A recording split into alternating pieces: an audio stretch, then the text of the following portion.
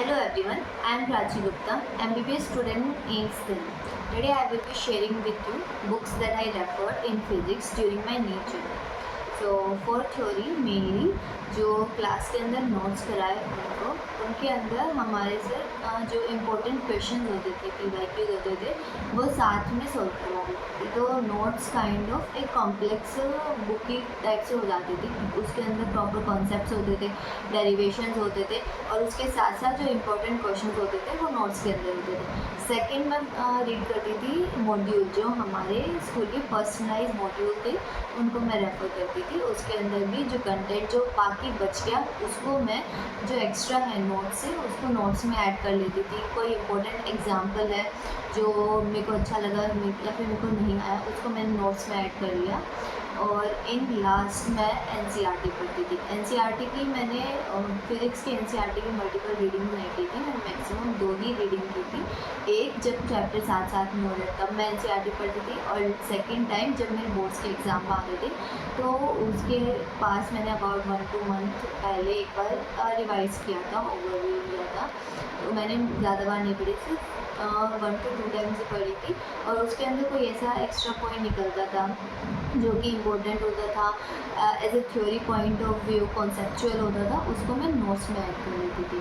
तो in last मैं जो नोट्स है उसको एक कॉम्प्लेक्स नोटबुक के फॉर्म में बना लेती थी, जिसके अंदर जो मेरे नोट्स के तो हैं ही जो टीचर ने कराए, साथ में मॉड्यूल के एक्स्ट्रा पॉइंट्स और NCERT के एक्स्ट्रा पॉइंट्स में लिख लेती थी, ताकि मेरे को लास्ट में मल्टीपल चीज़ों को रेफ़र ना करना पड़े। मेरे पास एक चीज़ हो जिसको मैं रेफ़र करूँ। और इन लास्ट मैंने फिज़िक्स के मल्टीपल टाइम्स इस नोटबुक को ही रिवाइज़ किया था फॉर क्वेश्चन प्रैक्टिस। तो जब जो चीज़ चल रही है, जैसे जो चैप्टर चल रहा है उससे रिलेटेड मैं क्वेश्चन मेरे सबसे पहले जो स्कूल के मॉड्यूल थे उनसे कंप्लीट करती थी।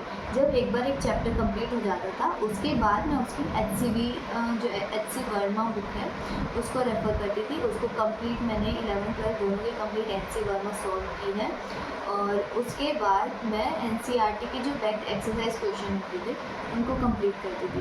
NCERT के एक्सरसाइज के question is very important because वो आपके कॉन्सेप्ट बिल्डिंग करते हैं, क्योंकि उसके अंदर कंप्लीट आपको चैप्टर का ओवरव्यू मिल जाता है और साथ में कई क्वेश्चंस के अंदर जो प्रीवियस चैप्टर के कॉन्सेप्ट्स हैं वो भी यूज़ होते हैं, जिसकी वजह से आप एक इंटीग्रेटिव आपको कॉन्सेप्ट मिल जाता है जो कि आपको हेल्प करेगा आपके जो क्वेश्चन प्रैक्टिस है उसके अंदर आपकी स्पीड इंक्रीज़ करने के लिए, बिकॉज आप उस कॉन्सेप्ट को जल्दी से अपने क्वेश्चन में लगा पाओगे।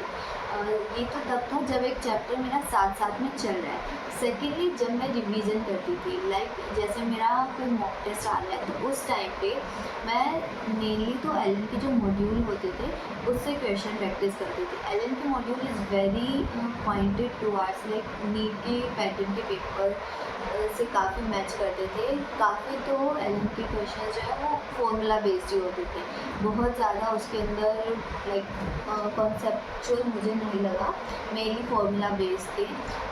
उसके अलावा secondly you can also refer to Aakash के फिज़िक्स के क्वेश्चन दैट वॉज, उसके अंदर सेकेंड एक्सरसाइज थी जो कि काफ़ी कॉन्सेप्चुअल थी और मुझे पर्सनली काफ़ी अच्छी लगी थी।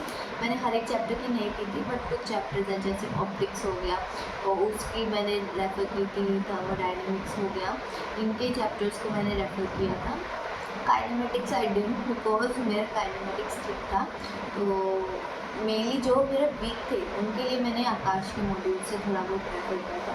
उसके अलावा ये तो जब मेरे मॉक टेस्ट में मुझे रिवाइज़ करना था, जब मेरा नीट का काफ़ी पास आ गया था अबाउट 2-3 मंथ्स, तब मैंने फिज़िक्स की finger tips NCERT finger tips है उसको कंप्लीट किया था। उसके साथ साथ DPP साथ में चलती रहती थी, लाइक टीचर हमें DPP दे रहा है वो हर एक चैप्टर के साथ साथ जैसे जिस दिन जो टॉपिक हुआ उसकी DPPs कंप्लीट करना। तो ये सारी चीज़ें मैंने फिज़िक्स में फॉलो की थी। फिज़िक्स में मेन ये है कि आपको उसकी चीज़ों के ऐसे नहीं कि सिर्फ आपको फॉर्मूलेज याद हो, आपको कंप्लीट डेरिवेशन आना चाहिए, बिकॉज बिकॉज जैसे पेपर में मेरे साथ हुआ था कि एक बार मैं एक फॉर्मूले का साइन भूल गई थी, तो on the spot I was able to derive the formula, जिससे कि मेरा वो क्वेश्चन ठीक हो गया। अगर मुझे डेरिवेशन नहीं आता तो वो मेरा कंप्लीट जो क्वेश्चन है वो गलत हो जाता। इसलिए you should be able to derive all the formulas, और जो भी कॉन्सेप्ट है आपको अच्छी तरह आनी चाहिए। ऐसा नहीं कि आपको सिर्फ फॉर्मूला आ रहा है। और जैसे कि आप देख चुके हैं 2025 के जो पेपर थे that was not directly based on formulas. You need to derive, you need to have conceptual clarity. So इसके लिए प्रॉपर डेरिवेशन, प्रॉपर थ्योरी, और उस थ्योरी के लिए इट इज़ वेरी इंपॉर्टेंट कि आप एटलीस्ट 1 से 2 बार NCERT ज़रूर पढ़ें, क्योंकि देयर आर सम कॉन्सेप्ट्स जो कि कई बार टीचर थ्योरी में कवर नहीं कराते because that is not that important, but उनसे कई बार थ्योरेटिकल क्वेश्चन आ जाते हैं। सो उसकी NCERT की भी आई कैन अंडरस्टैंड कि NCERT फिज़िक्स की NCERT पढ़ने में कुछ बोरिंग लग सकती है, but trust me it will be very fruitful, क्योंकि उससे आपको एक बार आप NCERT में इंटरेस्ट लेने लग जाओगे तो आपको काफ़ी चीज़ों की कॉन्सेप्चुअल क्लैरिटी होगी। कुछ कॉन्सेप्ट ऐसे होंगे जो आपको नहीं समझ में आए, NCERT से आपको कम्प्लीटली क्लियरली समझ में आ जाएंगे। जैसे कि फॉर एग्जांपल मैं आपको बताऊं, हमारे मॉक टेस्ट होते थे जो कि एक वेबसाइट है नीट क्रैक करके, उसके हमारे मॉक टेस्ट होते थे। उसके अंदर काफ़ी डायरेक्टली जो क्वेश्चन थे NCERT से, फिजिक्स NCERT से आते थे, दैट वी डिडंट नो। सो उसको जब हम NCERT को दोबारा पढ़ते थे उस चैप्टर की, तो हमें पता चलता था कि was there in the NCERT। So don't forget to read the NCERT। And HC Verma, लोग कहते हैं कि HC वर्मा इज़ एक very high level book, but I don't think so, क्योंकि HC वर्मा के जो इनिशियल क्वेश्चन होते हैं that are almost formula based. अगर आपको फॉर्मूला कॉन्सेप्ट अच्छी तरह आता है तो आपके इनिशियल क्वेश्चंस आपके बहुत आराम से हो जाएंगे। बट कुछ क्वेश्चंस कॉम्प्लिकेटेड होते हैं जिसमें आपको थोड़ा सा सोचना पड़ेगा, थोड़ा सा मतलब आपको इंटीग्रेट करना पड़ेगा चीज़ों को, जो कंप्लीट चैप्टर के अंदर है, जो कि लास्ट के आपको मैक्सिमम 10 क्वेश्चन में मिलेगा। And that question are like gold for you. वो तो बहुत अच्छे क्वेश्चन है, पर ऐसा नहीं कि आप उन क्वेश्चन को छोड़ दें कि इनमें हमें कॉन्सेप्चुअल क्लैरिटी करनी पड़ेगी, थोड़े हार्ड है तो आपने छोड़ दिया। HC वर्मा बहुत अच्छी बुक है, you should definitely go through. और ऐसा नहीं है कि आप HC वर्मा की सिर्फ एक्सरसाइज करें, आपको एग्जाम्पल्स भी सारे करने हैं, क्योंकि कुछ एग्जाम्पल्स भी बहुत अच्छे हैं।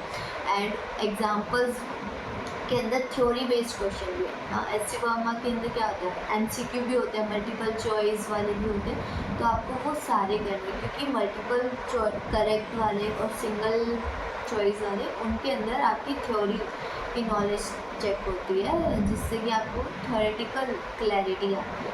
तो आपको कंप्लीट HC वर्मा सोल्व करनी है। और NCERT एग्जाम्पलर, वो जो NCERT फिंगर टिप्स थी उसके अंदर NCERT एग्जाम्पलर भी इंक्लूडेड थी मेरी बुक में, तो मैंने वहाँ से NCERT एग्जाम्पलर की। फिजिक्स की NCERT exemplar is also very good. आपको कंप्लीट कॉन्सेप्ट की जो कंप्लीट कॉन्सेप्ट आपको लगाना पड़ेगा, तब जाके आपका एक क्वेश्चन सॉल्व होगा, जो कि आपको फिज़िक्स में मतलब हेल्प करेगा कॉन्सेप्ट को समझने के लिए। तो ये कुछ बुक्स थी जो मैंने फॉलो की थी फिज़िक्स के अंदर। Thank you.